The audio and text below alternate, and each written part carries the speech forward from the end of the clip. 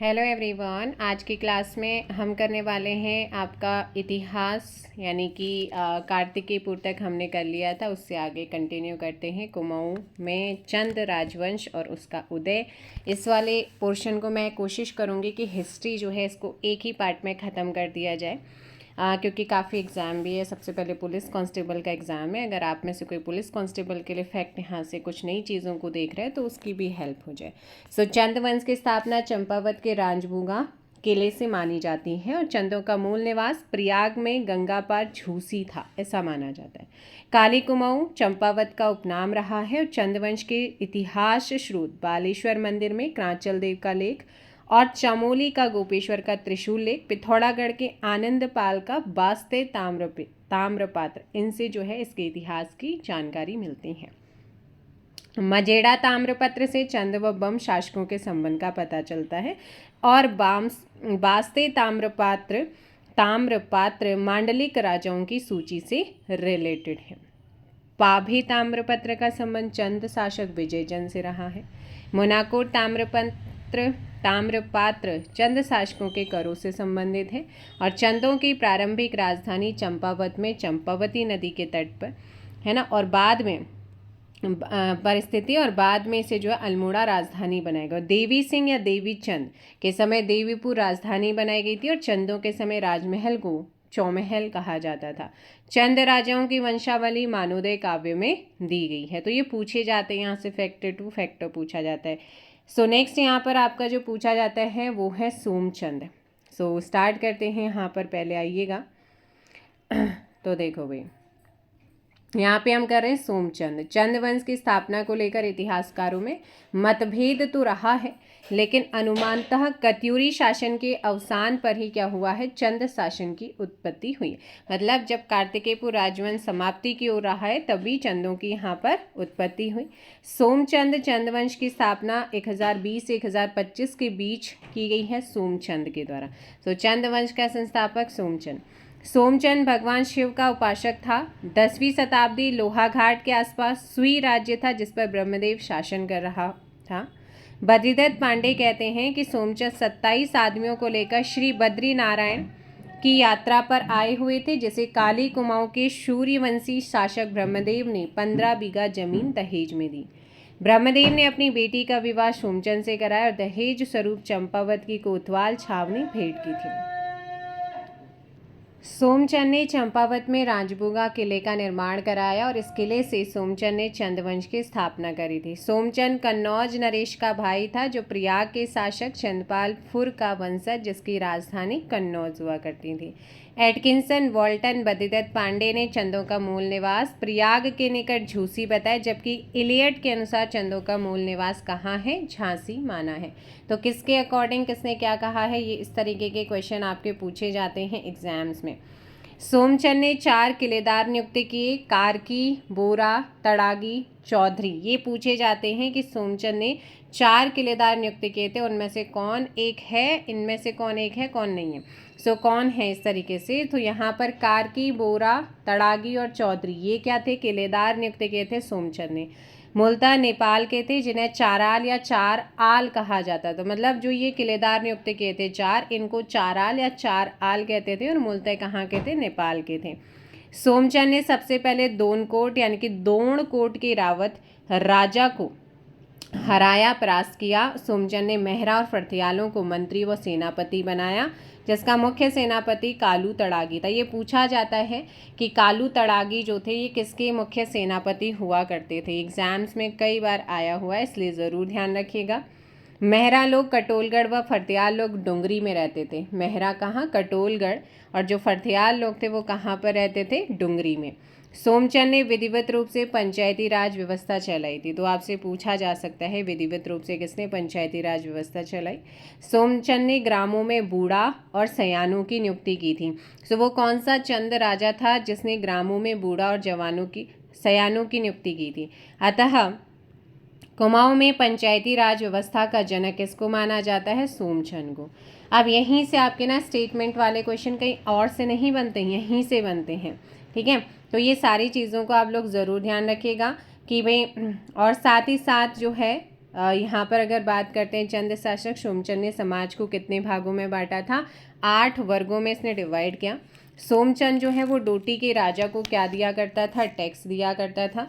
डोटी के राजा मल्लवंशी थे, इन्हें क्या कहा जाता था, रैका। रैका राजा किसको कहा जाता था, डोटी के जो आपके मल्लवंशी राजा थे। सोमचंद के समय जयदेव मल्ल डोटी या राई का राजा हुआ करता था और मल्लवंश का पहला राजा वामदेव था, जिसकी राजधानी चंपा थी। वामदेव ने अपनी राजधानी का नाम अपनी इष्ट देवी चंपावती के नाम पर रखा था, ऐसा माना जाता है। सोमचंद का उत्तराधिकारी व दूसरा चंद शासक आत्मचंद कत्यूरी रानी से उत्पन्न हुआ था। ठीक है, आत्मचंद कत्यूरी रानी से उत्पन्न हुआ, जिसने 20 वर्षों तक शासन किया। तीसरा चंद शासक बनता है पूर्णचंद, 1066 से 1084 तक क्या करता है, पूर्णचंद तीसरा चंद शासक यहाँ पे शासन करता है। उसके बाद जो महत्वपूर्ण चंद शासक है वो है इंद्रचंद और उसके उत्तराधिकारी। चौथा चंद शासक इंद्रचंद ने नेपाल मार्ग से चीन के साथ व्यापारिक संबंध स्थापित की। एटकिंसन के अनुसार इंद्रचंद ने रेशम उत्पादन व रेशमी वस्त्र बनाने का कार्य प्रारंभ किया।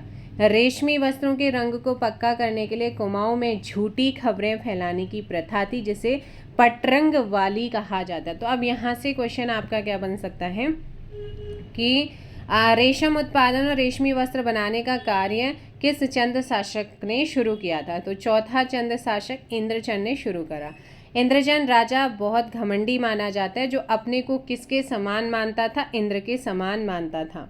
इंद्रचंद का उत्तराधिकारी संसार चंद बना। उसके बाद चंद शासक में सुधाचंद, हरिचंद, वीणाचंद बने।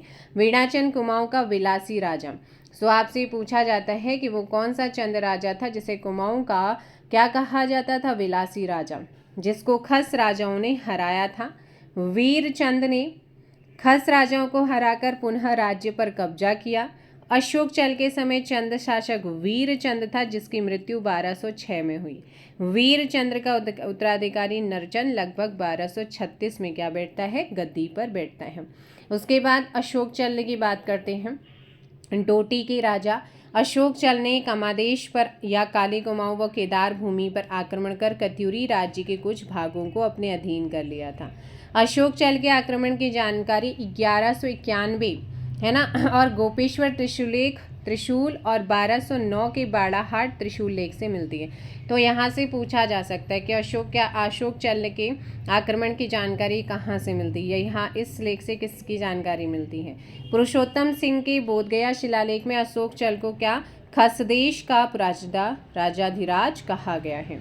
पुरुषोत्तम पंत के बोधगया अभिलेख से पता चलता है कि कमादेश या काली कुमाऊं पर अशोक चल के सामंत पुरुषोत्तम सिंह के वंशजों का शासन था, जो संभवतः 1180 से 1210 के बीच रहा, जिनकी राजधानी क्या रही है, चक्रवाल थी।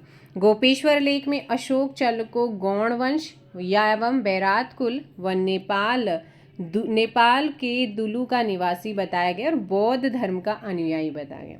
अशोक चल का राज्य बाड़ाहाट से लेकर बैरात या पश्चिमी नेपाल तक एवं दक्षिण में शिवालिक पहाड़ी तक विस्तृत था। अशोक चल का राज्य 3 चक्रों में बटा था, बैरात, कमादेश और केदार भूमि के रूप में। इसके अलावा यहाँ पर बात करते हैं क्रांचल देव। अशोक चल की मृत्यु के बाद डोटी पर क्रांचल देव का आधिपत्य हो जाता है, जो संभवतः 1212 ईस्वी के आसपास था। क्रांचल देव ने काली कुमाऊं में स्वतंत्र हो चुके खस राजाओं को पुनः विजित कर अल्प समय के लिए कमादेश पर अपना अधिकार कर लिया था। चंपावत के बालेश्वर मंदिर के दान पत्र से क्रांचल देव का 1223 का एक क्या मिलता है, लेख भी मिलता है। बालेश्वर लेख में क्रांचल देव के 10 मांडलिक राजाओं का नाम मिलता है, जिनमें से 3 चंदवंशी मांडलिकों का उल्लेख किया गया था। बास्ते ताम्रपत्र जो पिथौरागढ़ से मिला है, इसमें मोहन थापा नामक मांडलिक का उल्लेख है और इनका आधिपति शक्तिबम था, जो मूलतः नेपाल का था। मांडलिक ऐसे सामंत होते थे जो अपने अधिपति के अधीन शासन चलाते थे। दुलू स्तंभ लेख में क्रांचल देव के बेटे अशोक देव का नाम भी है। क्रांचल देव के समय निर्माण की 2 शैलियां कतियूर शैली व नाग शैली प्रचलित मानी जाती है। कतियूर शैली इसमें मंदिर का शिखर उभरा व ऊंचा होता था और नागर शैली इसमें मंदिर का जो शिखर है वो क्या होता था, नीचे होता था। चंद शासक Thoharchand, report on Kumaon and Garhwal 1813 में। इसके लेखक डब्ल्यू फ्रेजर हैं पुस्तक के। इसने हर्षदेव जोशी के विवरण के आधार पर चंद्रवंश का संस्थापक थोहरचंद, लेकिन अगर इनके अकॉर्डिंग पूछता है तब आप लगाएंगे, नहीं तो सोमचंद ही आपका आंसर है।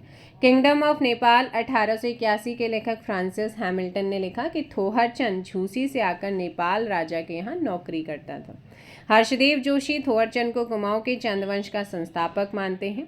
एटकिंसन के अनुसार थोहरचंद का राज्यरोहण 1261 में हुआ और उसने 1281 तक शासन किया। थोहरचंद का उत्तराधिकारी कल्याणचंद प्रथम, जिसके बाद क्रमशः त्रिलोकचंद और अभयचंद का नाम आता है। अभयचंद पहला चंद शासक था जिसका प्रमाणिक सूचना उसके स्वयं के अभिलेखों से मिलती है। अभयचंद का प्राचीनतम ज्ञात अभिलेख 1360 ईस्वी का चंपावत के मानेश्वर नौले से प्राप्त हुआ। कर्मचंद एक वर्ष तक शासन करने के बाद मणिकोटी राजा के पास चला जाता है, जिसके बाद ज्ञानचंद को गद्दी पर बैठा दिया जाता है।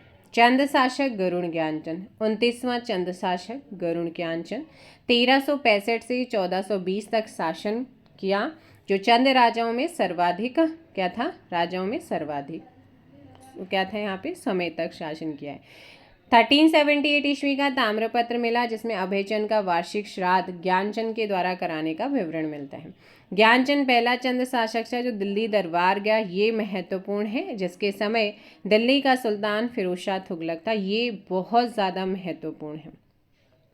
फिरोज शाह तुगलक ने ज्ञानचंद को गरुड़ की उपाधि दी और तराई का क्षेत्र था वो ज्ञानचंद को सौंप दिया था। महत्वपूर्ण है यहाँ पर गरुड़ ज्ञानचंद, क्योंकि क्वेश्चंस आते हैं। उसके बाद यहाँ पर आगे देखो, एटकिंसन के अनुसार उस समय सुल्तान मोहम्मद बिन तुगलक था, लेकिन मोहम्मद बिन तुगलक का कार्यकाल 1325 से 51 के बीच में माना जाता है। तो फिर एटकिंसन के अकॉर्डिंग अगर नाम लेके पूछता है तब फिर, नहीं तो फिर आप फिरोज शाह लगाएंगे। मोहम्मद बिन यहाँ पर हो गया है। ज्ञानचंद के समय तराई भाबर क्षेत्र में कटेहरियों का शासन था, है ना। ज्ञानचंद का राज्य ने गरुड़ था और वह विष्णु भगवान का उपासक था। सेरा खड़कोट ताम्रपत्र में ज्ञानचंद को राजाधिराज महाराज कहा गया है और सेरा का विजेता भी ज्ञानचंद को कहा गया है।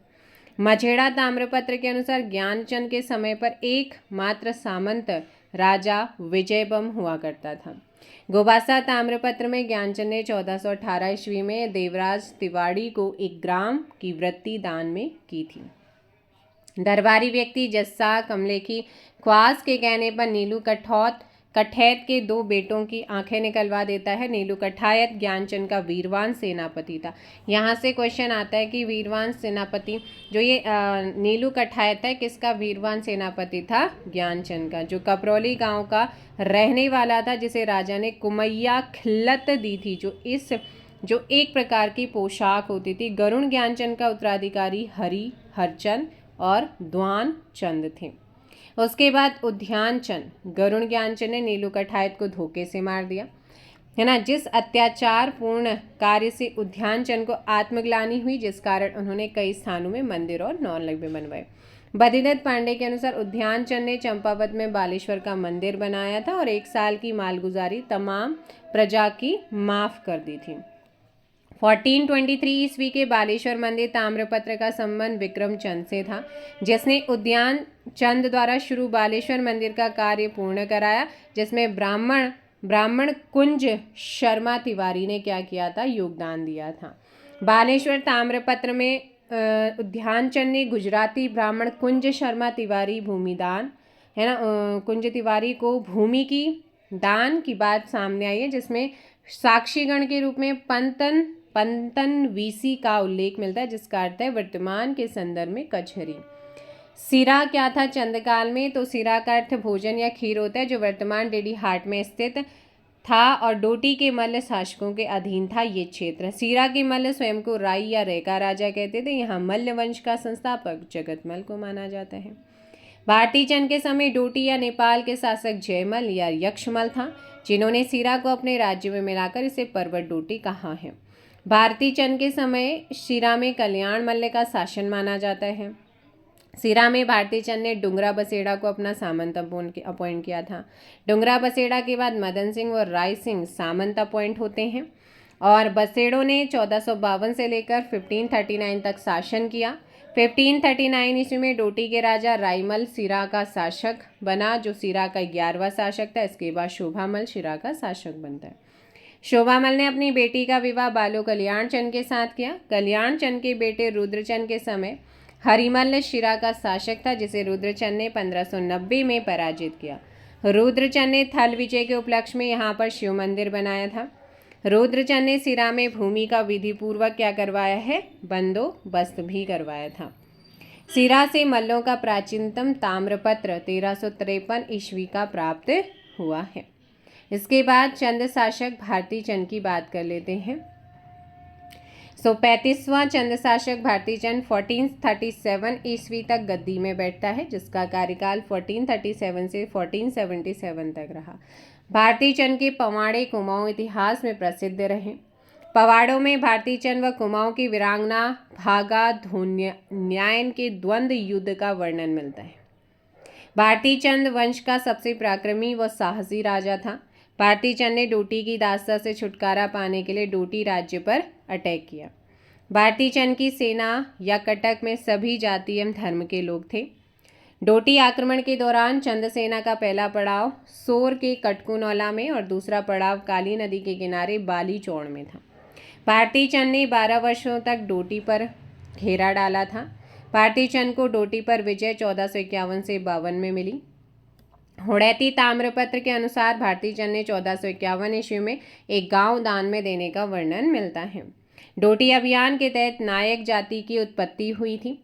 नायक जाति के लोग चंद सैनिकों की अवैध संतान थी। भारती चंद ने अपने बेटे रत्नचंद की सहायता से सोर, सिरा, थल आदि पर अधिकार कर लिया था। सोर या पिथौरागढ़ में मल्ल वंश का शासक बमशाह था और सोर के मल्ल राजा विजय बम की जानकारी मजेड़ा ताम्रपत्र से मिलती है, जिसका शासन भारती चंद ने समाप्त कर दिया था। सोर से मल्लों का प्राचीनतम ताम्रपत्र 1337 ईस्वी का प्राप्त होता है। खेती खान ताम्रपत्र में भारती चंद के दूसरे बेटे सुजान कुंवर का उल्लेख मिलता है। चंद शासक रत्नचंद, लोहाघाट व हुड़ैती ताम्रपत्र में रत्नचंद का उल्लेख मिलता है। भारती चंद के बाद उसका बेटा रत्नचंद 1477 में गद्दी पर बैठा, जिसके समय डोटी में नागमल्ल ने विद्रोह किया था, जिसका शासन 11 वर्ष तक रहा है। रत्नचंद ने नागमल को परास्त कर पुनः डोटी पर क्या किया था, शासन। शाही वंश का अधिकार स्थापित कराया। रत्नचंद ने थल के राजा सूर सिंह मेहरा को भी हराया। रत्नचंद पहला शासक जिसने भूमि बंदोबस्त का कार्य किया और जिंदा केतल नामक भूमि बंदोबस्त अधिकारी की नियुक्ति की थी। तो यहाँ से क्वेश्चन पूछा जा सकता है। चंद शासक कीर्तिचंद, है ना, तो रत्नचंद का पुत्र कीर्तिचंद 1488 से 1506 तक कुमाऊं की गद्दी पर बैठा था, जो नाथ संप्रदाय का अनुयायी था। कीर्तिचंद ने गढ़वाल शासक अजयपाल को हराया। कीर्तिचंद ने राज्य विस्तार में बारामंडल, विसोद, खगमरा कोट, श्योनरा कोटली, है ना, कैडोरा, बरोरो आदि क्षेत्रों को अपने राज्य में मिलाया था। राजा कीर्तिचंद के समय नागनाथ सिद्ध नाम के एक योगीश्वर चंपावत आए थे। कीर्तिचंद के बाद क्रमशः प्रतापचंद, ताराचंद, मानिकचंद और भीष्मचंद ये नेक्स्ट राजा बनते हैं। और चंद शासक जो भीष्मचंद था, इसी के समय जो है दिल्ली में शासन हो जाता है 1526 में, किसका, पानीपत का पहला युद्ध। उस समय कुमाऊं में चंद शासक कौन था, भीष्मचंद। 1512 से 1523 तक गद्दी पर बैठा, जिसका 1514 ईस्वी का एक ताम्रपत्र मिला है। भीष्मचंद ने खगमरा किले का निर्माण कराया और आलमनगर की नींव डाली थी। भीष्मचंद ने ताराचंद के बेटे पुत्र, है ना, कल्याण चंद को गोद लिया था। भारत में बाबर आक्रमण के समय भीष्म कुमाऊं का क्या था, शासक। गजुआ नामक खसिया मुखिया ने भी भीष्मचंद का क्या कर दिया था, वध कर दिया था। सो यहाँ पे एक चीज़ क्लियर क्वेश्चन पूछा जाता है कि पानीपत का प्रथम युद्ध के समय कुमाऊं चंद शासक कौन था, भीष्मचंद था। उसके बाद बालो कल्याण चंद कालीन ताम्रपत्र, है ना, बालो कल्याण कालीन ताम्रपत्र कल्पानीगाड़ पिथौरागढ़ से मिले हैं। कल्याण चंद 1545 ईस्वी से 1565 तक गद्दी पर बैठा। बालो कल्याण चंद भीष्मचंद का गोद लिया बेटा था, जिसकी विस्तृत विजय के कारण सर्वप्रथम महाराजाधिराज उपाधि इसने ली थी। कल्याण चंद के समय राजधानी अल्मोड़ा पूर्ण रूप से तैयार हो गई थी और अल्मोड़ा स्थित राजधानी को राजपुर कहा जाता था। कल्याण चंद ने मड़कोट राज्य को चंद राज्य में मिलाया था। गंगोली व दानपुरा पर कब्जा बालो कल्याण चंद के समय में हुआ। कल्याण चंद अल्मोड़ा में लाल मंडी किले का निर्माण करवाया और अल्मोड़ा नेला पोखर किले का निर्माण भी इसी ने ही करवाया था। बालो कल्याण चंद का विवाह डोटी के मल्लवंश की राजकुमारी के साथ हुआ था और विवाह के बाद रेका राजा हरिमल ने अपनी बहन को दान स्वरूप सोर प्रांत दिया, लेकिन कल्याण चंद को सीर प्रांत भी चाहता था। अपने पिता की इच्छा पूरी करने के लिए रुद्रचंद ने सीरगढ़ के किले पर क्या किया था? आक्रमण किया 7 बार, है ना। कितनी बार किया था? 7 बार अटैक किया था। और रुद्रचंद ने सेनापति पुरुषोत्तम पंत की सहायता से 1581 में सीरगढ़ का किला जो है अपने नाम किया था। इस्लाम शाह सूर के शत्रु ख्वास खां को चंद राज्य में शरण का सही समय ज्ञात नहीं। उस समय माणिक चंद या बालो कल्याण चंद में कोई भी शासक था। ऑप्शन में एक ही देगा वो, अगर देता है तो वैसे इस टाइप का क्वेश्चन नहीं पूछेगा। बद्रीदत्त पांडे के अनुसार ख्वास खां ने मणिकचंद के समय कुमाऊं में शरण ली। बद्रीदत्त पांडे के अनुसार मणिकचंद ने इस्लाम शाह सूर के शाही हुक्म के जवाब में लिखा था कि मैं उस आदमी को किस प्रकार कैद कर सकता हूँ जिसने मेरी शरण मांगी है। जब तक मुझ में दम है मैं ऐसे नीच कर्म का अपराधी नहीं हो सकता। राजा बालो कल्याण चंद ने अपने शासनकाल के दौरान स्थानीय स्वायत्तता को लागू किया था। ये जरूरी क्वेश्चन इंपॉर्टेंट है। महाराष्ट्र के लेखक अनंत देव ने अपने ग्रंथ स्मृति कौतुंभ में बालो कल्याण चंद को प्रजा हितैषी बताए। अब आते हैं यहाँ पर एक नाम बहुत ज़्यादा पूछा जाता है, पुरुषोत्तम पंत, जो कि किसका सेनापति था? रुद्रचंद का था, जिसका उपनाम पुरखू पंत था और मूल रूप से पिथौरागढ़ के गंगोली हाट का निवासी था। ये पुरुषोत्तम पंत को कुमाऊं इतिहास का रॉबर्ट ब्रूस कहा जाता है। पुरुषोत्तम पंत मराठी ब्राह्मण जयदेव के बेटे थे। कल्याण चंद की पत्नी ने वचन लिया था, जब तक सीरागढ़ का किला चंदों के अधीन नहीं होगा तब तक मैं सती नहीं होंगी। और अपने वचन के अनुरूप सीरागढ़ का किला जीतने के बाद कल्याण चंद की पत्नी सती हो जाती है। सीरागढ़ से हरिमल को भगाने में मुख्य योगदान पुरखू पंत का था। ग्वालदम का युद्ध या बधानगढ़ का युद्ध पूछा जाता है, कब हुआ? 1581 में। पुरुषोत्तम पंत, है ना, पुरुषोत्तम पंत पड़ियार राजपूतों के हाथों में मारा जाता है और ये किसका सेनापति था? यहाँ पर रत्नचंद का। ग्वालदम के युद्ध के समय गढ़वाल शासक कौन था? गढ़वाल का शासक था बलभद्र शाह। इम्पोर्टेंट यहाँ पर फैक्ट है। उसके बाद अगर हम चलते हैं चंद शासक रुद्रचंद की तरफ, है ना। सो रुद्रचंद बालो कल्याण चंद के बाद 45वां चंद शासक रुद्रचंद गद्दी पर बैठता है और इसका जो टाइम पीरियड कार्यकाल माना जाता है वो 1565 से लेकर 1597 तक का माना जाता है। 1565 से 1587 तक ही रुद्रचंद एक स्वतंत्र राजा रहा, लेकिन उसके बाद अकबर का समकालीन था जिसने 1587 में अकबर की अधीनता स्वीकार कर ली थी। रुद्रचंद ने अकबर को तिब्बती याक, कस्तूरी हिरणों की खाल आदि जो है मूल्यवान वस्तुएं भेंट प्रदान की।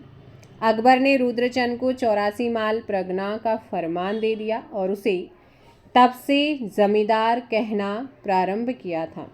अकबरनामा के अनुसार रुद्रचंद की 1588 ईस्वी में अकबर से लाहौर में भेंट हुई। रुद्रचंद के बीरबल से अच्छे संबंध थे। अबुल फजल के आईने अकबरी में कुमाऊं सरकार को दिल्ली सूबे के अंतर्गत दर्शाया गया और वहीं रुद्रचंद ने पुरखू पुरुषोत्तम पंत की सहायता से अस्कोट, दारमर, जोहार क्षेत्रों को जीता। रुद्रचंद ने तराई पर आक्रमण किया। उसके समय तराई पर हुसैन खान ने कब्जा किया था।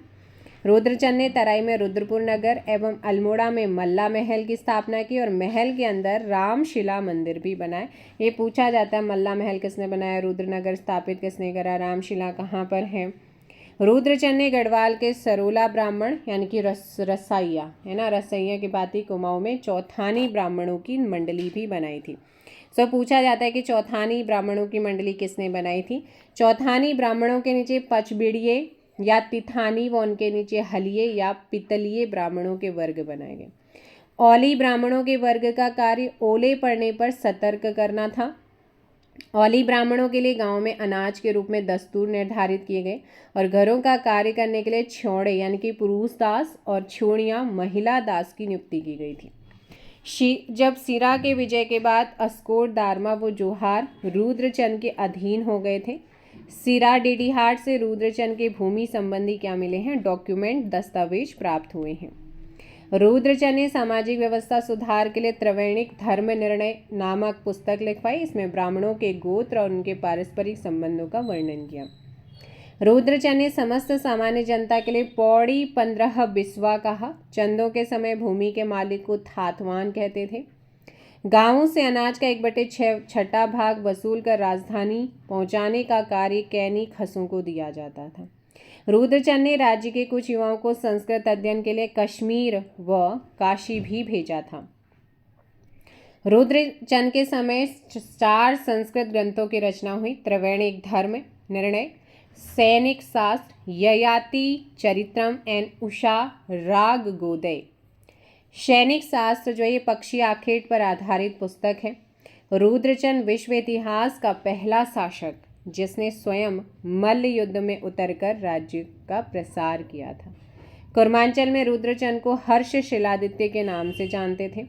रुद्रचंद के द्वारा बुखड़िया कर लगाया गया था। आपसे पूछा जा सकता है कि किस चंद ने बुखड़िया कर लगाया?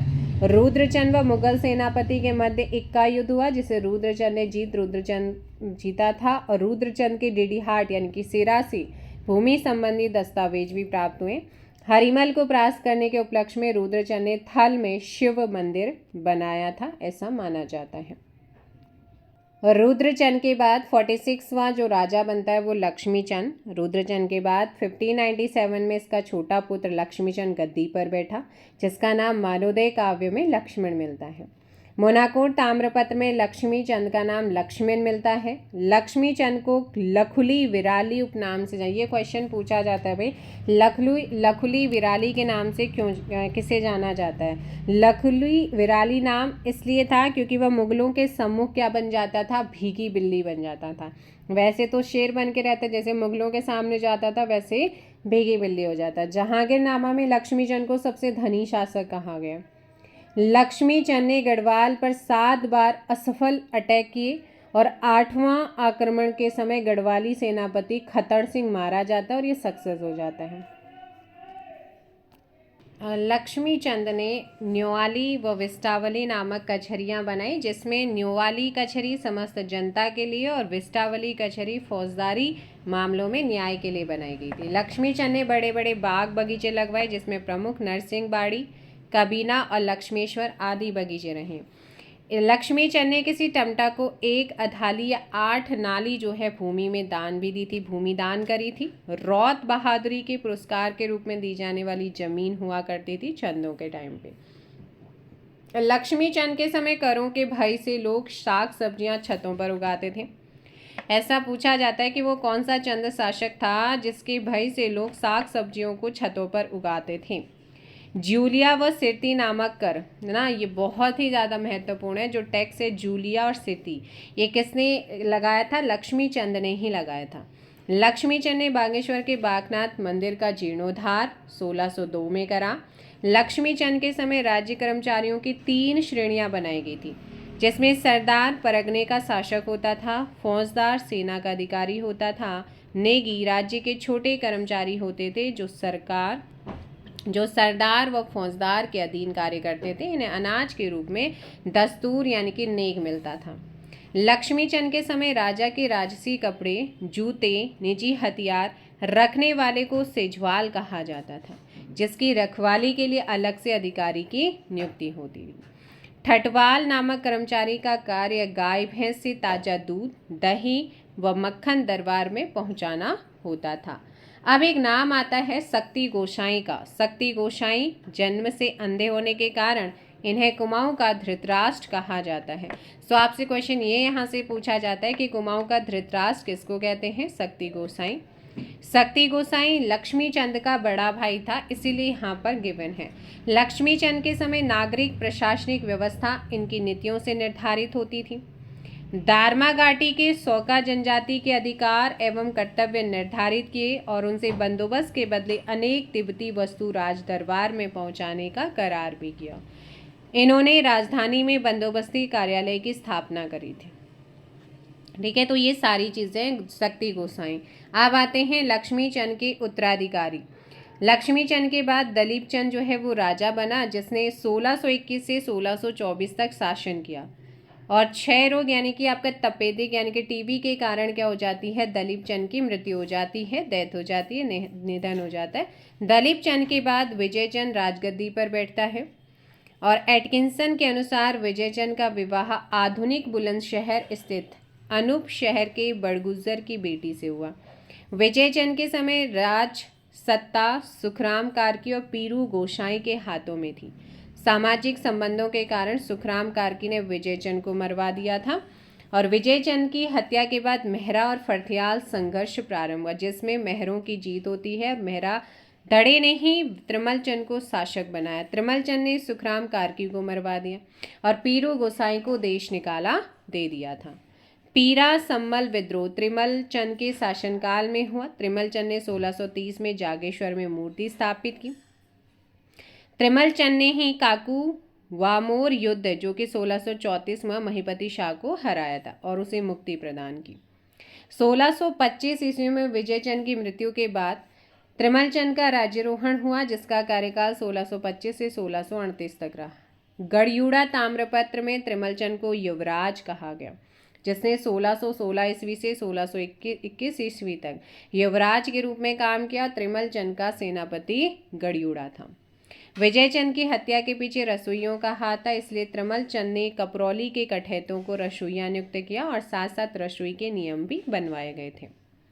चंद शासक बहादुर चंद जो कि 50वां राजा रहा है। बहादुर चंद जो त्रिमल चंद का उत्तराधिकारी और कार्यकाल 1638 से 1677 तक था। बाज बहादुर चंद चरवाहे से राजा बनने वाला एकमात्र चंद शासक था, जिसके पिता का नाम नीलू गोसाई था। बाज बहादुर चंद मूल्यवान वस्तुएं जैसे चंवर, कस्तूरी, सोना चांदी के बर्तन आदि लेकर मुगल बादशाह शाहजहां के दरबार पहुंचता है। शाहजहां ने इसे बहादुर व जमींदार की उपाधि दी थी। 84 माल पर कटेहरी राजपूतों ने अधिकार कर लिया था। 84 माल या नौलखिया माल या तराई 84 कोस लंबे भूभाग से चंद राजाओं को प्रतिवर्ष 9 लाख आय आती थी, ऐसा माना जाता है। शाहजहां ने बहादुर चंद को 84 माल का फरमान दे दिया था।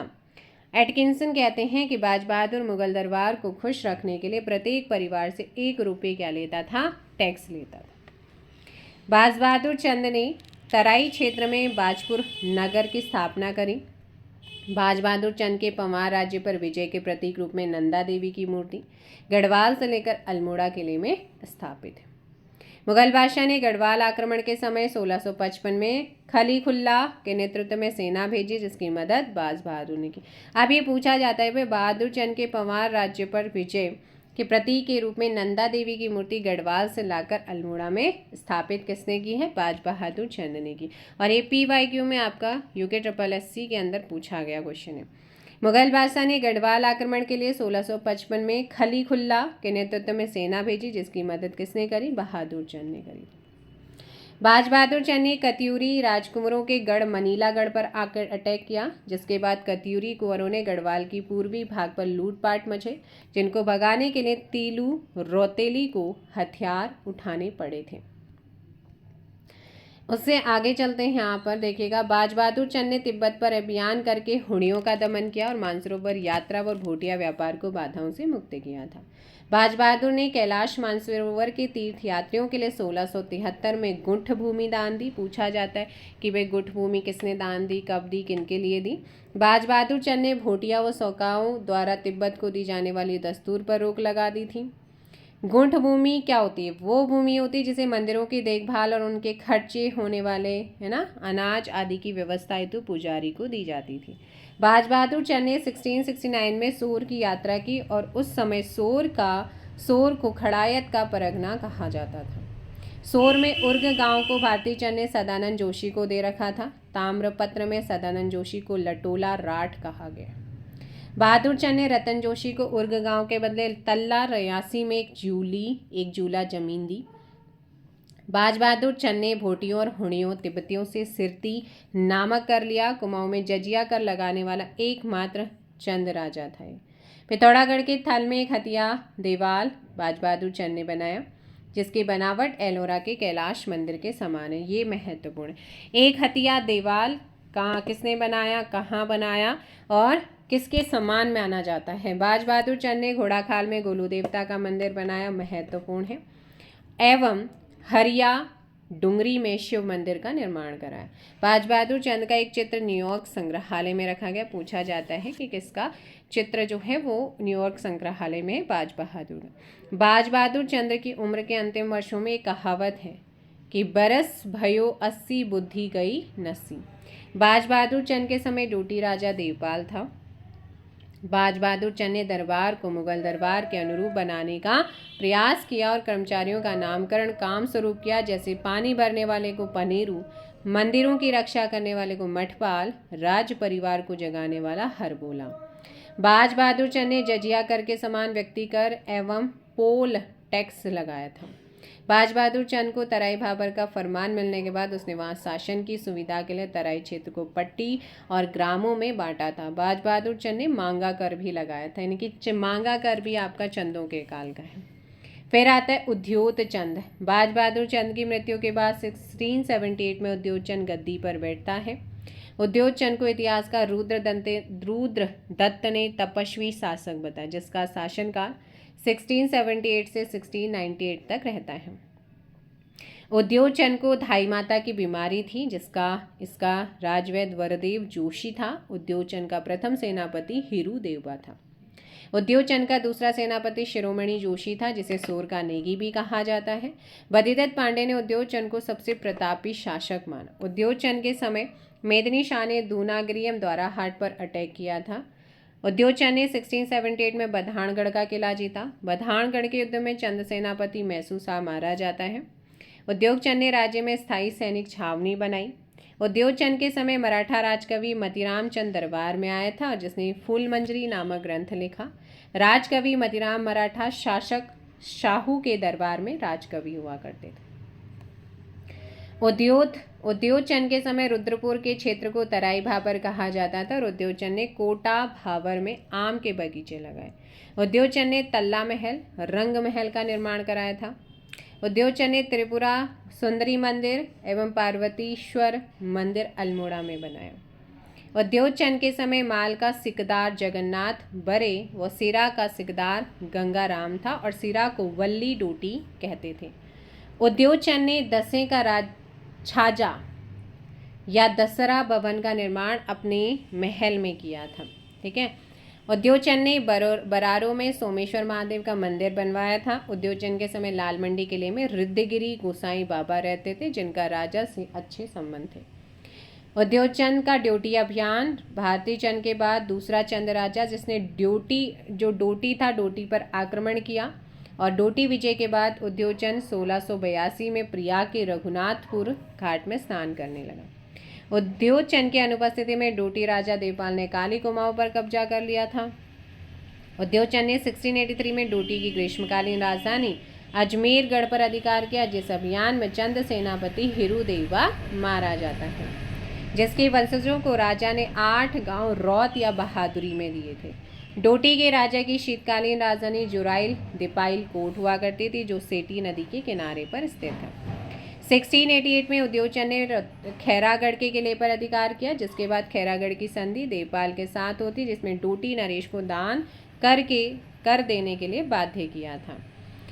1696 को डोटी राजा ने कर देना बंद कर दिया, जिस कारण उद्योग चंद ने तीसरी बार जुराइल दिपाइल कोट पर अटैक किया, जिसमें चंदों की बुरी तरह हार होती है और इस युद्ध में शिरोमणि जोशी मारा जाता है।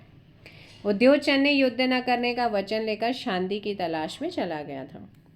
फिर आता है चंद शासक ज्ञानचंद सेकंड। ये इसका कार्यकाल 1698 से 1708 तक रहता है। 1708 तक शासन इसने किया। 1699 में इसने बधानगढ़ पर विजय प्राप्त की।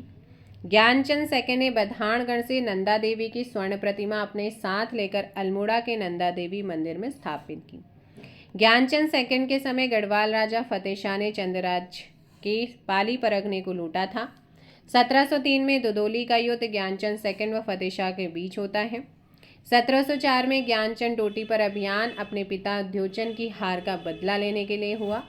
ज्ञानचंद का युद्ध डोटी नरेश से कुमाऊं सीमा पर मलेरिया ग्रस्त भाबर में हुआ। डोटी नरेश हार कर भाग गया, लेकिन इसके सैनिकों को मलेरिया हो जाता है। इसके अलावा यहाँ पर चलते हैं। ज्ञानचंद ने कत्यूर घाटी में बद्रीनाथ मंदिर बनाया और तराई भाबर क्षेत्र में आम के बगीचे लगाए। ज्ञानचंद द्वारा सोर व सिरा क्षेत्र में बनवाए गए मंदिरों को देवल या ध्योल कहा जाता था। उसके बाद चंद शासक जगत चंद आता है। जगत चंद के समय कुमाऊं का स्वर्णकाल इसे माना जाता है। जगत चंद के समय को, ये महत्वपूर्ण है। जगत चंद का कार्यकाल 1708 से 1720 तक रहा। तराई भाबर से 9 लाख रुपए की आय जगत चंद के समय हुई। जगत चंद स्वयं मिलनसार व्यक्ति व प्रजा हितैषी राजा था। इसने राजकाज के पहले वर्ष लोहाबगढ़ व बधानगढ़ से गढ़ सेना मार भगाई थी को भगाया था। उसके बाद श्रीनगर में जगत चंद तथा फतेह शाह के बीच युद्ध हुआ, जिसमें गढ़ नरेश देहरादून भाग गया। उसने श्रीनगर में कब्जा कर ब्राह्मणों को दान में दे दिया था। जगत चंद के समय फतेह शाह ने कत्यूरी घाटी में अटैक किया। बैजनाथ घाटी को लूटने के बाद गरसार ग्राम बद्रीनाथ मंदिर को चढ़ा दिया था। जगत चंद ने मुगल बादशाह को कीमती पहाड़ी चीज़ें भेंट की। मुगल शासक ने उसे अभयदान दिया। जगत चंद ने जुआरियों पर कर लगाया था। जगत चंद की मृत्यु चेचक के कारण 1720 में हुई। जगत चंद के बरम मुआनी ताम्रपत्र से ज्ञात होता है कि ज्ञानचंद के समय बिरेश्वर जोशी वैद कुड़ी ने बधानगढ़ की जासूसी की थी। ज्ञानचंद ने वीरेश्वर जोशी को जमीनें रौत के रूप में दी थी। जगत चंद ने 1000 गाय दान दी, जिस कारण से गौसहस्त्र दान कहते हैं। अवंती काल शुरू होता है, पतन शुरू होता है। जगत चंद का उत्तराधिकारी देवी चंद।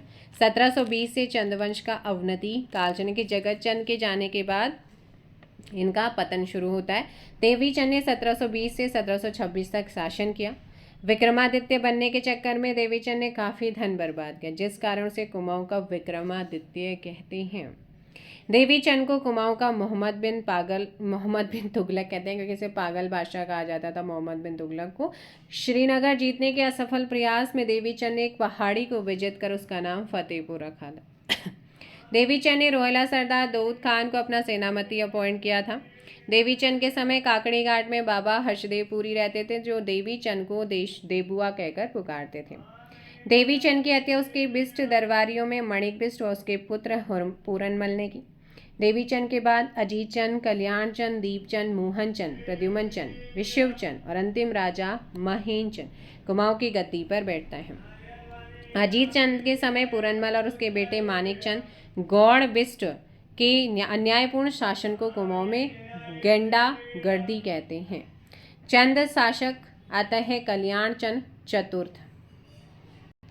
चंद शासक कल्याण चंद चतुर्थ। कल्याण चंद का जो कार्यकाल माना जाता है वो 1730 से 1747 तक का रहा है। राजा बनने से पूर्व कल्याण चंद डोटी में कल्याण सिंह के नाम से मजदूरी करता था और एक अनपढ़ राजा था। कल्याण चंद चतुर्थ के समय 1743 से 1745 को कुमाऊं पर रोहेलों का आक्रमण होता है। 1743 से 44 में रोहेलखंड या कटेहर के सरदार अली मोहम्मद खान ने कुमाऊं पर अटैक किया। रोहेला आक्रमण के समय गढ़वाल शासक प्रदीप शाह ने कल्याण चंद की मदद ली थी और कल्याण चंद चतुर्थ ने मुगल बादशाह मोहम्मद शाह रंगीला को भेंट देने के लिए जागेश्वर मंदिर से ऋण लिया था। कल्याण चंद को काशीपुर में मुगल वजीर कमरुद्दीन ने गार्ड ऑफ ऑनर भी दिया था। कल्याण चंद चतुर्थ ने अल्मोड़ा में चौमहला महल बनाया। वह अपनी राजधानी को राजबुंगा कहता था।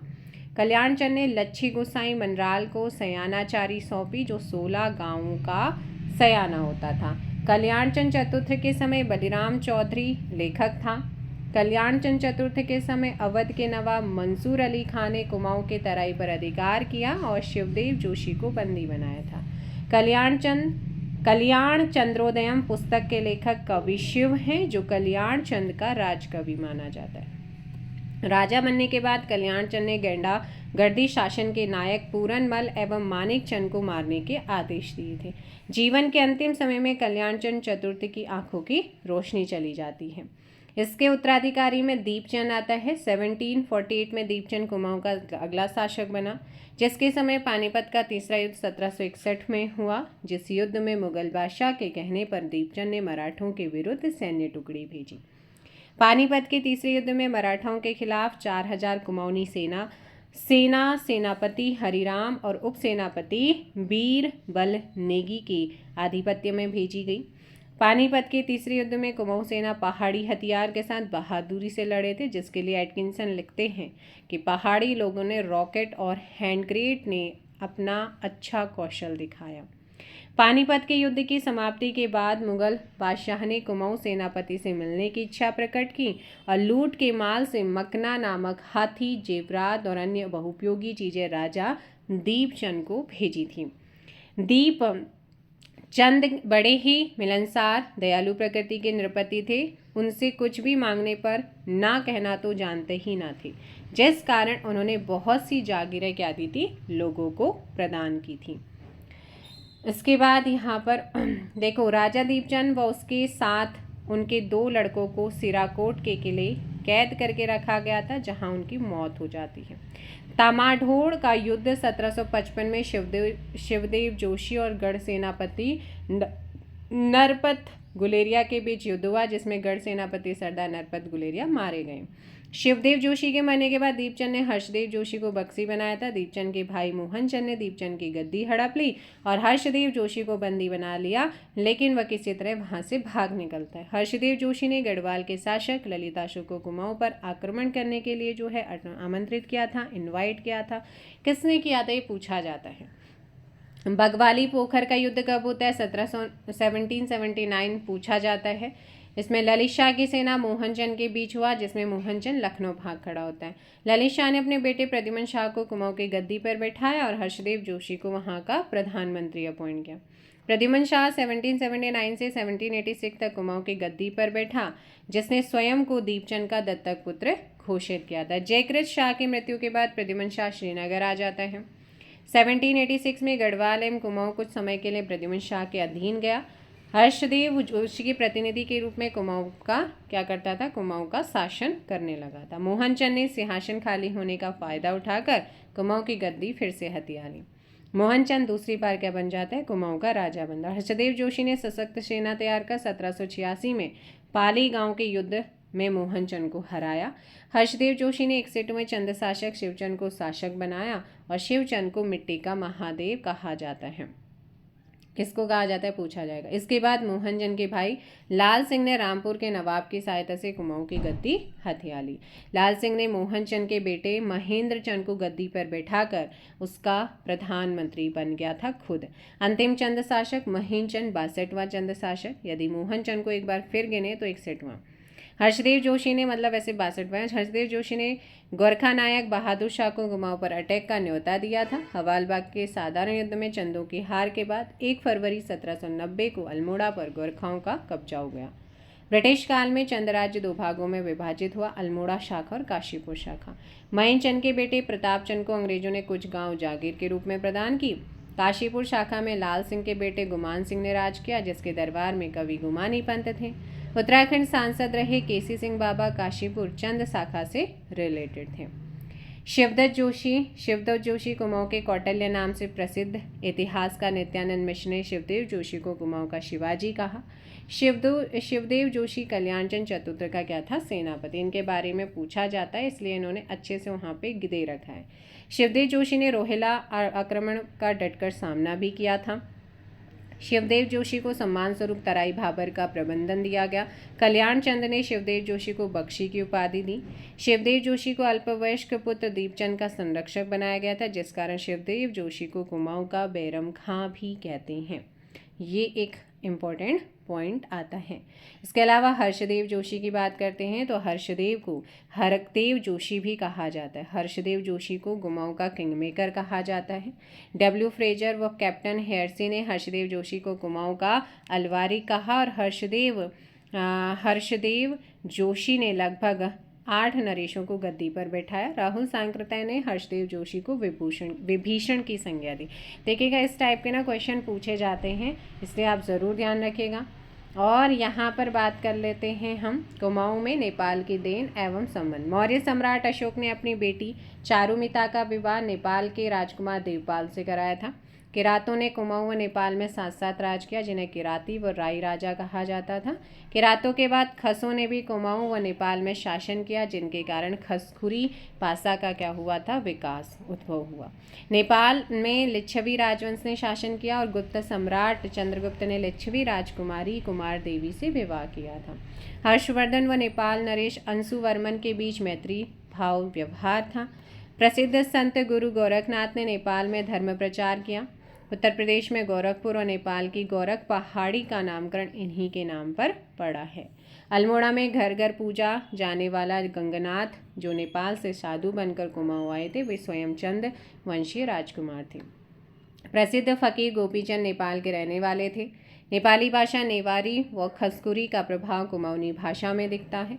कुमाऊँ का हिल जात्रा उत्सव नेपाल की देन है। नेपाल में से इंद्र जात्रा कहते हैं और कुमाऊँ में प्रचलित हरेला, जो कि अभी मनाया गया 16 को, उसके 17 को। उसके बाद आपका सावन शुद्ध घरुड़िया और घरुड़िया त्यौहार एवं अवलगा प्रथा नेपाली रीति रिवाज है। कुमाऊँ के पवित्र देवता गौरेल देवता एवं सिरा में प्रचलित रौत देवता जो है, इनका मूल निवास नेपाल में था। कुमाऊँ में पीठ पर बोझा रखने एवं मुर्दा को बांधकर जल्दी जल्दी भगा ले जाना आदि प्रथा कहाँ की है, नेपाल की देन है। चंदों का प्रशासनिक स्वरूप, तो देखो भाई, राजा चंदों का सर्वोच्च शासक एवं प्रधान न्यायाधीश होता था। चंदों का शासन पंचायती राजतंत्र था, जो अपने नाम के अंत में देव शब्द धारण करते थे। राज्य की समस्त भूमि राजा के अधीन होती थी और राजा गुंठ, संकल्प और रौत के रूप में जमीन दे सकता था, लेकिन पर्वतचंद, रतनचंद, त्रिमलचंद आदि ने पिता के रहते हुए जमीनें दान में दी। चंद राजाओं के सेनापति को बक्सी कहा जाता था। चंदों के समय परामर्शदात्री का अर्थ मेहरा और फर्त्याल करते थे। ये डायरेक्ट क्वेश्चन आते हैं और ऐसे पूछे जाते कौन करते थे। चंद राजाओं के दीवान जोशी हुआ करते थे। चंद राजाओं के जो दीवान होते थे वो जोशी हुआ करते थे। शिवदेव जोशी, हरकदेव जोशी बड़े विख्यात दीवान हुए, जिसमें दीवान की उपाधि प्रधानमंत्री के समान होती थी। चंद काल में दीवान के अधीन मंत्री या सचिव होते थे, जिनकी अधिकतम संख्या 10 होती थी। चंद राज्य मंडलों में विभक्त था, लेकिन मंडल 2 प्रकार के थे। सामंतों के अधीन, राजा के अधीन थे। सामंत राजा को वार्षिक कर देते थे, इन्हें ठक्कुर की उपाधि दी थी। मंडलों के नीचे देश होते थे, तल्ला देश, मल्ला देश, खरग देश, पर्वत डोटी का देश, इनका उल्लेख मिलता है। प्रशासन की सबसे छोटी गई परगना होती थी, जो 2 प्रकार के होते थे। नागरिक परगने के अधिकारी को सिकदार या सरीदार कहा जाता था। सैनिक कमांडर के अधीन, जिसका मुखिया बक्सी होता था। उद्योगचंद के समय माल का सिकदार जगन्नाथ बरे एवं शिरा का सिकदार गंगाराम था, जबकि जगतचंद के समय शिरा का सिकदार शत्रुपाल भंडारी था। चंदों के समय परगने काली कुमाऊँ, सोर, शिरा, फलदा कोटपाली, पछाऊँ कोटली आदि का जिक्र मिलता है। तराई बाबर में 6 परगने थे, बक्सी, माल, बुक्साड़, मुंडिया, किलपुरी और छिनकी। इसके अलावा यहाँ पर बात करते हैं परगने गरखों में विभक्त, काली कुमाऊँ माल में जिन्हें पट्टी कहते थे, और शोर व शिरा में गरखे कहते थे। गरखों का प्रशासन नेगी होते थे, जबकि सोर का नेगी शिरोमणि जोशी था, अतः नेगी पद का नाम होता था, जाति का नहीं। गरखे पुनः गांव में विभक्त थे और गांव के मुखिया सयाना या बूढ़ा होता था। काली कुमाऊँ एवं जोहार में ग्राम मुखिया को बूढ़ा कहते थे। पाली परगने एवं सल्ट क्षेत्र में ग्राम मुखिया को सयाना कहते थे, जो गांव के न्यायाधीश भी होते थे, जिन्हें अनाज के रूप में दस्तूर मिलता था, और सयाना के नीचे थोकदार। कल्याणचंद चतुर्थ के अभिलेख में लच्छी गोसाई मनराल 16 गाँव का सयाना था। डाकिया राजा को देव गल्ला बच्छहाड़ा उपज का 6ठा भाग वसूल करता था। पंचनवीसी नामक पंचायती कचहरी चंदों के समय थी, इसे 4 थान भी कहते थे। दंडाधिकारी को डणे कहा जाता था। कुमाऊँ चंदकालीन प्रशासन का विभाजन इस प्रकार था। चंद राज्य, मंडल, देश, परगने, गरखे और गांव वाले थे, है ना। चंदकालीन प्रशासनिक इकाई भागों में थी। 4 बूढ़ा, 5 थोक, 4 चौथानी, पौरी, 15 बिश्वा। 4 बूढ़ा के अंतर्गत कारकी, बोरा, तड़ागी, चौधरी आते थे। 5 थोक में मेहरा, फर्त्याल, देव, ढेक, खड़ायत आते थे। पंचबिड़िया वर्ग में 4 चौथानी 6 छरिया ब्राह्मण आते थे।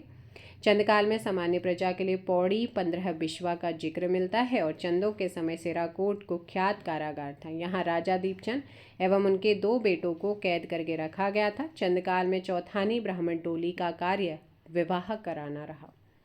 अब बात करते हैं चंदों की राजस्व भू राजस्व नीति की। तो कौटिल्य के सप्तांग राज्य सिद्धांत के अंतर्गत 7 अंगों का वर्णन मिलता है, जिसमें एक अंग कोष होता था। चंदों के समय राजा जिनको रौत गुठ यानी कि विष्णु प्रीति के रूप में जमीन देता था उसे थातवान, खाईकर खाई हुई भूमि पर कर देने वाला अनाज नकदी दोनों के रूप में कर देता था, जबकि सिरतान नकदी के रूप में दिया जाता था। कैनी भूदास होते थे जो गल्ला छहाड़ा को राजधानी पहुंचाने का कार्य करते थे। थातवान कैनी को बिना जमीन के नहीं बेच सकता था और कैनी झूठा नहीं खाता था, जबकि छोड़ा झूठा खा सकता था। उसे जब चाहे किसी को बेचा जा सकता था। राजा किसी व्यक्ति को बहादुरी के लिए रौत या पुरस्कार के रूप में जमीन देता था। गल्ला छाड़ा एक प्रकार का भू राजस्व था जो सामान्यतः अनाज का छठा भाग नगद के रूप में होता था। प्रधान हर गांव में होता था, वह मालगुजारी वसूल करता था। इसके अलावा प्रधान पद वंशानुगत होता था। प्रधान के नीचे कोटाल एवं प्रहरी होते थे। कोटाल प्रधान के अधीन कार्य करता था जो लगान विषय का हिसाब किताब रखता। प्रत्येक गांव में प्रहरी होता था, इसके द्वारा गांव की चौकीदारी की जाती थी। घरेलू नौकर या दास को छोड़ा, दासियों को छोड़ी कहा जाता था। अस्कोट के रजवार छोड़ों को सेवक या विश्वा कहते थे। विष्णु प्रीति या गुठ भूमि जो प्राय मंदिरों को दान दी जाती थी। भूमि माप की इकाई नाली, जूला, अधाली, मसा थी। एक मसा 2 किलो से कम माप का जूला 10 कुंतल के बराबर होता था और अधाली लगभग 15 किलो के बराबर होता था। 20 नाली भूमि जो लगभग 1 एकड़ के बराबर होती है, जिसे बिसा कहा जाता था। चंदों के समय 36 प्रकार के राज करते, जिन्हें 36 ही कहते हैं। चंदों के समय सभी प्रकार के कर के नाम 36 रकम 32 कलम थे, जिन्हें गोरखों ने क्या करा था, समाप्त किया था। इसके अलावा यहाँ की क्या करते हैं, चंदकालीन कर व्यवस्था, जैसे जूलिया नदी पुलों पर लगने वाला कर, इसे सांगा कर कहते थे। भात, बड़े उत्सवों में भात की दावत वाला। सिरते नगद कर जो प्राय भाबर व भोटिया व्यापारियों से वसूला जाता था। सिरती से ही सिरतान शब्द पूछा जाता है। फिर चंदकालीन कर व्यवस्था। भाग क्या होता था, घराटों पर लगने वाला। इसके बाद राखिया का रक्षाबंधन और जनेऊ संस्कार के समय लिया जाता था। मांगा युद्ध के समय लिया जाता था। खेनी कपिलनी कुली बेगार था। बेकर अनाज के रूप में देकर। कटक सेना के लिए लिया जाता था। टांड कर सूती वस्त्रों के बुनकरों से लिया जाता था। मिझारी कामगारों के लिया जाता था, कामगारों से लिया जाने वाला कर। रतंगली व साहू मोनाकोट ताम्र पात्र में लेखक को देकर का वर्णन है, इसे साउली भी कहते हैं। कूद नगद के बदले दिया जाने वाला अनाज होता था। भेंट राजा व राजकुमार को दी जाने वाली भेंट। सिकदार नेगीकर प्रज्ञाधिकारी को देकर होता था। लक्ष्मी चंद के मोनाकोट ताम्रपत्र में इसके लिए सिकदार नेगी कर 2 रुपया कर ठहराया गया था। सिकदार नेगी कर पूरे गांव से वसूला जाता था। न्योली कर न्याय पाने के लिए कर दे था। रौल्य देवल्या राज परिवार के देवी देवताओं की पूजा के लिए ये आपका लिया जाता था, ठीक है। बजनिया राजा के नर्तकों व नर्तकियों के लिए। घोड़ियालो राजा के घोड़ों के लिए लिया जाता था। कमीनचारी सयानचारी पूछा जाता है, ये सयाना या बूढ़ा को दिया जाने वाला कर था, किसानों से लगान वसूला था। हिलयानी अदूल कर बरसात में सड़कों की मरम्मत के लिया जाने वाला हिलयानी अधूल कर का वर्णन सिंगाली ताम्रपत्र में किया गया। पोरी कर पहरी कर राजधानी की रखवाली के लिए देकर था। बाजदार महाजनों को देकर। औताली राजा की जमीन होती थी। कुकुरियालो राजा के कुत्तों, ये क्वेश्चन पूछे जा चुके हैं। कुकुरियालो राजा के कुत्तों के लिए देगा। शोक राजा के सेवकों के लिए जाने वाला। जगरिया कर जागर लगाने वाले ब्राह्मणों के लिए लिया। चौबदार राजा की निजी वस्तुओं जैसे तलवार ढाल ढोने वाले हेतु इनके लिए। शुक राजा को मुकर समय पर दिए जाने वाला नजराना सेवकों के लिए होता था। ये गरखा नेगी पटवारियों और कानूनगों के लिए कर होता था। अब यहाँ पर आते हैं हम किस पर, यहाँ पर कनक कर शौका व्यापारियों के स्वर्णधूल के रूप में। डाला गांव के सयाने को अनाज के रूप में दिया गया दस्तूर। मोह हर परिवार से लिया जाने वाला कर। चंदकालीन धार्मिक जीवन स्थापत्य। बैजनाथ के मंदिरों में लक्ष्मी नारायण का मंदिर चंदों ने बनाया। चंद शासकों के राज चिन्ह गाय, ज्ञानचंद के समय गरुड़ राज चिन्ह था। बागेश्वर का मंदिर मूलतः कतियोर ने बनाया, जबकि बागेश्वर के बागनाथ मंदिर का जीर्णोद्धार लक्ष्मी चंद ने 1602 में कराया। Important question. पिथौरागढ़ में लकुलेश्वर मंदिर चंद्रकालीन है, जिसके पास भगवान बुद्ध की भूमि स्पर्श मुद्रा में उत्कीर्ण मूर्ति है। मण के सूर्य मंदिर चंद्रकालीन है, जिसमें 7 घोड़ों में विराजमान सूर्य देवता की प्रतिमा और पास में एक हथिया देवाल है। पिथौरागढ़ के मारसोलियम कासनी में चंद्रकालीन पंचायतन शैली के 5 मंदिर थे, जो वर्तमान में कुछ ही अस्तित्व में। लाल मंडी के अल्मोड़ा पलटन बाजार में 1563 में कल्याण चंद के द्वारा निर्मित इसे फोर्ट मोयरा भी कहते हैं। अब इनके द्वारा कुछ किले जैसे कि यहाँ पर है पूछे जाते हैं, बहुत ही महत्वपूर्ण। लाल मंडी का किला अल्मोड़ा में 1563 में कल्याण चंद ने बनाया था। खगमरा अल्मोड़ा में है राजा भीष्मचंद ने। मल्ला महल अल्मोड़ा में स्थित रुद्रचंद के द्वारा। राजबुंगा चंपावत में सोमचंद ने बनाया। नेथड़ा अल्मोड़ा में गोरखा कालीन। शिरमुही लोहाघाट में है चंपावत। बाणासुर का चंपावत स्थानीय नाम मारकोट। गोल्लाचौड़ चंपावत में राजा गौरिल ने बनाया। बैराट का किला कालसी के पास। कलुआगढ़ी का रुड़की के ग्राम कहाँ पर है, रांझा में। रुद्रपुर का काशीपुर में शिवदेव जोशी ने। मुगलगढ़ी चंपावत में है और खलंगा या नाला पानी का किला देहरादून। ये किले आप ज़रूर याद कर लीजिएगा, यहाँ से क्वेश्चन 100% आता है।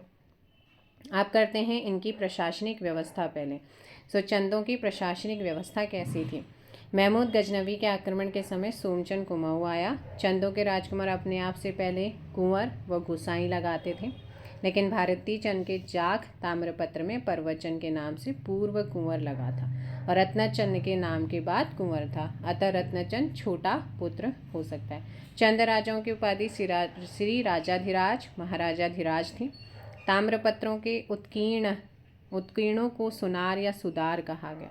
ताम्रपत्रकों के लेखक जोशी होते थे, इन्हें जोईशी कहा जाता था। ज्ञानचंद के गोबासा ताम्रपत्र में उत्कीर्ण के लिए लिखित इंद पदाकरेण नाम का क्या मिला हुआ है, प्रयोग किया गया।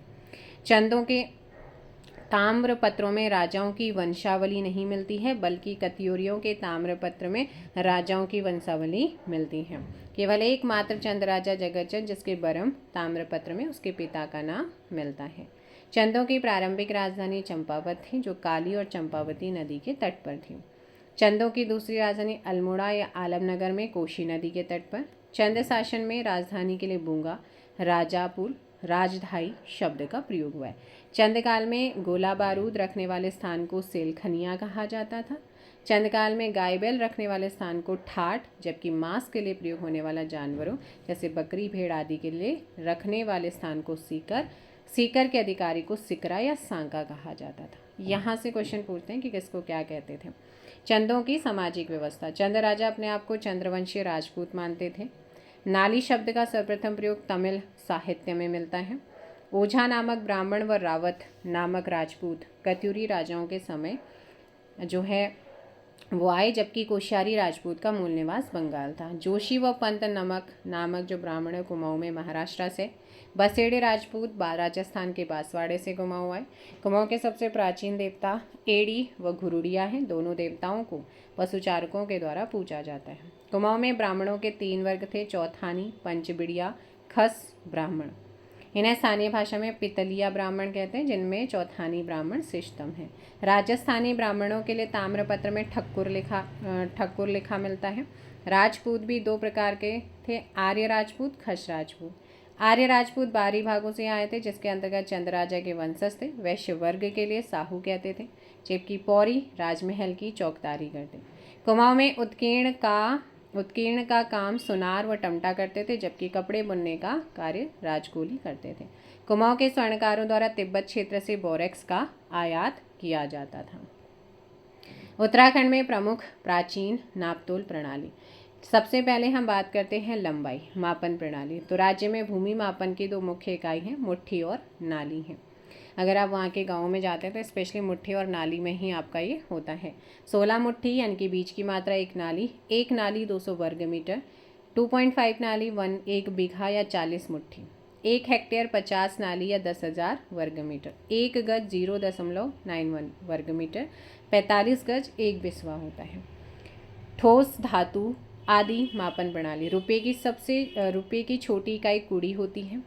12 टका 1 सवा सेर, 10 कुड़ी 1 दमही, 3 पाई 1 पैसा, 4 पैसा 1 आना, 16 आना 1 रुपया, 8 रति 1 मासा, 12 मासा 1 तोला या 10 ग्राम, 5 तोला 1 पल, 100 तोला या 20 पल 1 टका होता है। ठीक है। अब यहाँ पर आते हैं ठोस व अन्य मापन प्रणाली। 1 मुट्ठी 62.5 ग्राम होता है। 8 मुट्ठी 1 सेर होता है और 1 सेर 500 ग्राम होता है। 2 सेर 1 कुड़ी या 1 केजी होता है। 2 केजी 1 पाथा होता है और 8 पाथा 1 डाल या 16 केजी होता है। 1 मण 20 पाथा या 40 केजी, 2 कुड़ी 1 पाथा या 2 केजी, 2 डाल 1 दूण या 32 आपका क्या होता है, 2 डाल 1 दूण और 1 दूण आपका 32 केजी, 20 कुड़ी 1 विसत 20 केजी, 20 पाथा 1 मण 20 केजी 40 केजी, 20 दूण 1 खार 640 केजी हो जाएगा। 1 तामी 250 ग्राम, 2 तामी 1 सेर या आधा केजी होगा। सो ये आप लोगों का पूरा चंद और चंद के साथ उत्तराखंड में जो मापन प्रणाली है वो भी आपकी क्या हो गई है, कंप्लीट। सो मिलते हैं नेक्स्ट पंवार राज्यवंश के साथ। फिलहाल इतना ही। Thank you so much. जय हिंद, जय भारत, जय उत्तराखंड। चैनल पर नए हैं, चैनल को सब्सक्राइब भी कर लीजिएगा। Thank you so much.